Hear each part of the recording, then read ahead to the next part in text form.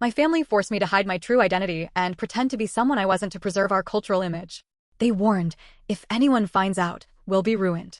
I lived a double life and lost myself in their expectations. When I finally came out and exposed the truth, they cut me off and called me a traitor. But I finally found freedom. At the cost of my family. I was born into a family that valued two things above all else: respect and tradition. Everything we did, every decision, every action, was measured against the standards of our community. We weren't just individuals. We were a name, a reputation, a reflection of something bigger than ourselves. And I was their biggest liability. From the time I was old enough to understand words, I was given instructions. Never do anything to bring shame to this family. People are always watching. Your actions don't just affect you. They affect all of us. At first, I didn't understand what they meant. I thought it was just about behaving properly, saying please and thank you, dressing modestly, being polite to elders. But as I grew older, I realized it was much more than that. They were telling me to hide who I really was. The lie I was forced to live by the time I was a teenager. I understood what was expected of me. My family had an image to maintain in our community, and anything that didn't fit that image was unacceptable. It didn't matter what I wanted. It didn't matter who I was. I had to play my role. They controlled everything. The way I dressed. The way I spoke. The people I was allowed to be friends with. Even my interests had to align with what they considered appropriate. Anything outside of that was dangerous. And my biggest secret? The thing they feared most? I wasn't the person they wanted me to be. I knew it from a young age. There was something different about me. Something that didn't fit the mold they had created. I tried to ignore it. I tried to push it down, to be what they wanted. But no matter how hard I tried, I couldn't change the truth. I wasn't the perfect son they wanted me to be. I was something they would never accept. If anyone finds out, we'll be ruined. The first time I slipped up, I was 15. It was something small, just a comment I made in passing, something that hinted at the truth. My mother's face went pale. My father's expression hardened. After dinner that night, they sat me down in the living room. My father's voice was calm, but his words were sharp. That can never happen again. I tried to explain. I told them I wasn't doing anything wrong. That it was just who I was. That was the wrong thing to say. My mother started crying. My father's voice grew colder. They told me I was being selfish. That I didn't understand the damage I could cause. That if anyone in our community ever found out, it would destroy us. I would ruin our family's name. I would bring shame upon all of them. Do you want people to whisper about us? To look at us with pity? To treat us like outcasts? I didn't say anything. I just sat there, staring at the floor. You need to fix this, my father said. Starting now. That was the night I learned how to pretend. The double life. For years, I lived two lives. In front of my family, I was everything they wanted me to be. I dressed the way they wanted. I said the things they wanted to hear. I played my role perfectly. But when I was alone, when I was away from them, I let myself be who I really was. I found friends who accepted me. People who understood. I found places where I didn't have to pretend. Where I didn't have to be afraid. But I was always looking over my shoulder. One mistake, one wrong move, and everything would come crashing down. I couldn't let that happen. So I lied. I lied about where I was. I lied about who I was with. I lied about what I wanted for my future. And for a while, it worked. I got good at hiding. I thought I could keep both worlds separate. I was wrong.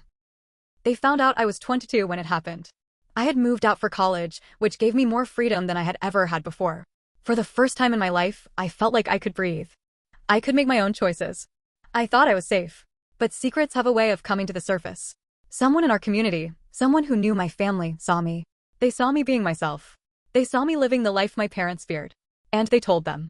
I got a phone call in the middle of the night. It was my father. Come home. Now. His voice was quiet. Controlled. That was worse than yelling. I knew what was coming. When I walked through the door, my entire family was there. My parents. My siblings. My aunts and uncles. No one spoke. Then my father said the words that shattered everything. You have disgraced this family. I tried to explain.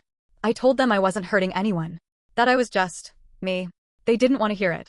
To them, I had betrayed them. We warned you, my mother whispered, her voice shaking. We told you what would happen. They gave me a choice. I could deny everything, cut ties with the life I had built, and live by their rules. Or I could leave. If I walked away, I was dead to them. I looked around the room. At the people who had raised me. At the people who were supposed to love me unconditionally. They were willing to erase me to protect their image. I made my choice. I walked out the door. And just like that, I lost my family. But for the first time in my life, I was free. I thought I knew what it would feel like to be free. I thought walking out that door would bring me relief. that I would finally be able to breathe. But the moment I stepped outside, my chest tightened. I wasn't just leaving my house. I was leaving everything I had ever known. The weight of it hit me all at once. I had no plan, no safety net, no family. I sat in my car, gripping the steering wheel so tight my knuckles turned white. My phone buzzed in my pocket, but I didn't need to look at it to know what the messages would say. Angry words. Please to reconsider. Threats. Then, silence.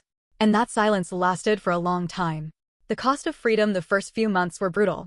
I had saved up some money, but not enough to last long. I was still finishing school, working part-time, scraping by. My parents made sure I understood what it meant to be cut off. They didn't just stop talking to me. They told the rest of the family to do the same. Cousins I had grown up with stopped answering my calls. Aunts and uncles who had once showered me with love acted like I didn't exist. Even family friends, people I had known my whole life, pretended they didn't see me when we crossed paths in the city. And the worst part? My parents spread their own version of the story. To them, I wasn't just a disappointment. I was a liar, a disgrace, a selfish traitor who had abandoned his family for a foolish, reckless life. In their story, I had turned my back on them. Not the other way around. The first attack at first, I thought they would just cut ties and move on. I was wrong. One night, I came home to my tiny apartment to find my door unlocked. My stomach dropped. I knew I had locked it before I left. I pushed the door open slowly, my heart pounding. And then I saw it. The place had been trashed. Drawers ripped open, clothes thrown everywhere. My laptop was smashed. My textbooks were torn apart, pages scattered across the floor. The few framed photos I had, memories I had held onto, were shattered. And on the wall, in bold, black spray paint, were the words, "You will regret this." I stepped back, my blood turning cold. I should have called the police. I should have reported it. But I already knew who was behind it. And I knew that no one would believe me. I had no proof. No witnesses. Just a gut feeling that my family wasn't done punishing me yet. The community turns against me, things only got worse from there. My job, one of the few things keeping me afloat, suddenly cut my hours. My manager, who had always been friendly before, wouldn't look me in the eye. Then, one afternoon, she called me into her office. She sighed, avoiding my gaze. "Look, I don't know what's going on, but we've had some complaints." I frowned. "Complaints? About what?" She hesitated. "About you." "From who?" Another pause. "I can't say." That was all I needed to hear. Someone had gotten to them. Someone had whispered in the right ears, spread the right lies. I had seen it happen before, to other people, to other families who had shamed the community in some way. I just never thought it would happen to me. A week later, I was fired. No explanation. Just a cold, polite dismissal. It didn't stop there. One by one, I lost everything. Friends distanced themselves. Landlords suddenly became concerned about my reliability as a tenant. Even at school, I could feel the stares. The whispers. It was like I had been branded. Like my family had poisoned the air around me. The breaking point, I was running out of money. I was running out of options. And for the first time since I had left home, I started to wonder if they were right. Maybe I had ruined everything. Maybe I had made a mistake. I sat in my car one night, parked outside a grocery store, staring at my reflection in the window. I looked tired, beaten, broken, and then my phone rang. I almost didn't answer. But when I saw the name on the screen, my breath caught in my throat. My younger brother.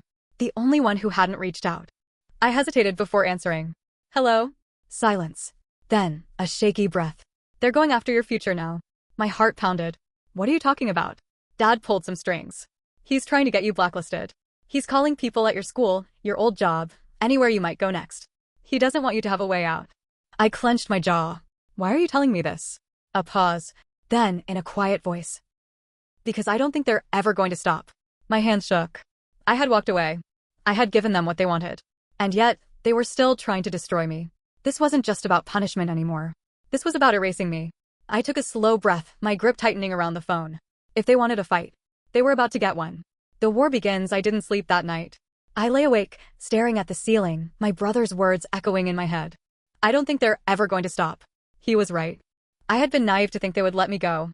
That they would cut me off and just leave me to build my life. No, they wanted to destroy me. And if I didn't do something, they would win. The blacklisting the next day, I started making calls. I reached out to my professors, hoping the rumors weren't true. I was wrong. One professor hesitated before speaking. "I don't know what's going on, but I was warned about you." "Warned? About what?" A long pause. Then, quietly, "That you're a liar. That you're dangerous." "And you believe them?" Another pause. I didn't want to. But The people who called me, they were very convincing. I felt a chill crawl up my spine. This wasn't just my parents. This was bigger.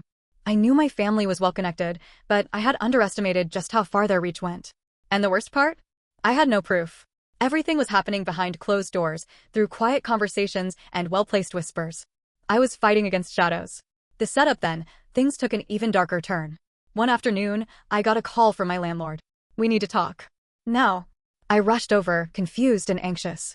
When I arrived, he looked furious. He shoved a folder across the desk. "You want to explain this?" I opened it, and my stomach dropped. Inside were fake documents. Fake bank statements. A fake rental agreement.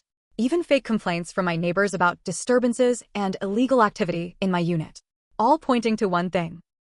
That I was a fraud. That I had lied to get the apartment. That I was a criminal. I felt the blood drain from my face. "This isn't real." "I don't care." His voice was cold. "You have 2 weeks to get out." I couldn't believe it. Someone had planted these. Someone had gone through the trouble of fabricating an entire case against me, just to get me evicted. I knew who it was. And I knew this was just the beginning. The trap. A week later, I got another call, this time from an old friend. "Hey, we need to meet." I hadn't spoken to him in months. Not since everything started falling apart. But something about his voice made my skin crawl. Still, I agreed. We met at a coffee shop. He looked nervous, shifting in his seat. "I heard you're in trouble." I exhaled sharply. "You could say that." He nodded slowly. "I have an offer for you." I frowned. "What kind of offer?" He hesitated. "Your family. They said if you come home, apologize, agree to." I cut him off. "No, just listen." "No." I pushed my chair back, ready to leave, but his next words made me freeze. "They'll clear everything if you do it." My heart pounded. "What do you mean?" "The blacklisting. The eviction. The rumors. All of it. They'll make it go away." I clenched my jaw. "And if I don't?" He didn't answer right away. Then, in a quiet voice, "Then they're going to ruin you." A shiver ran down my spine. This wasn't just a warning. This was a threat. And then it hit me. This meeting, this whole thing, was a trap. They wanted me to react. To lash out. To do something reckless.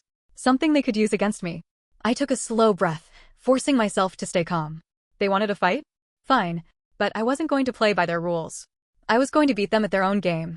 The breaking point, I walked out of that coffee shop with my mind spinning.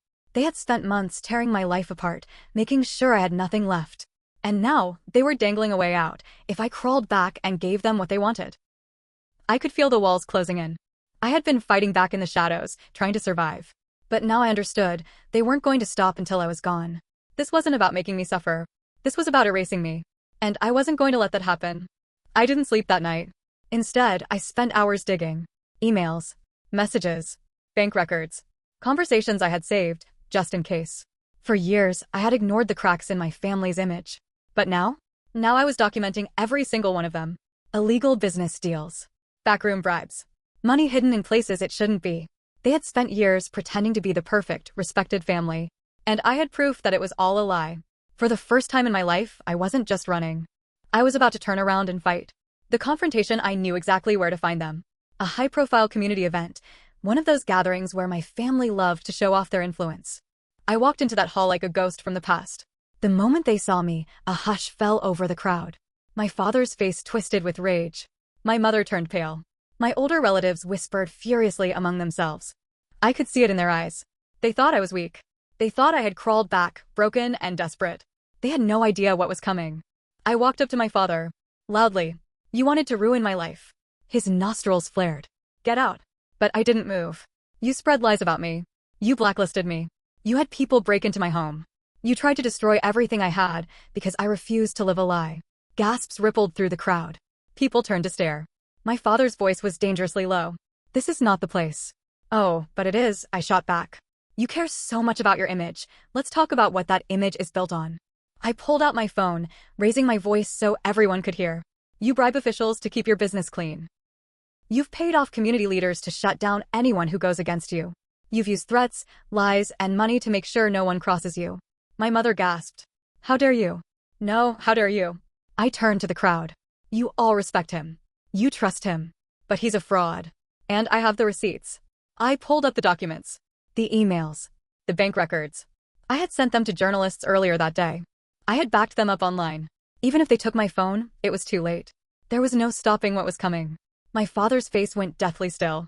Then he lunged. He grabbed my wrist so hard it hurt, his voice shaking with rage. "You ungrateful disgrace." I yanked my arm away.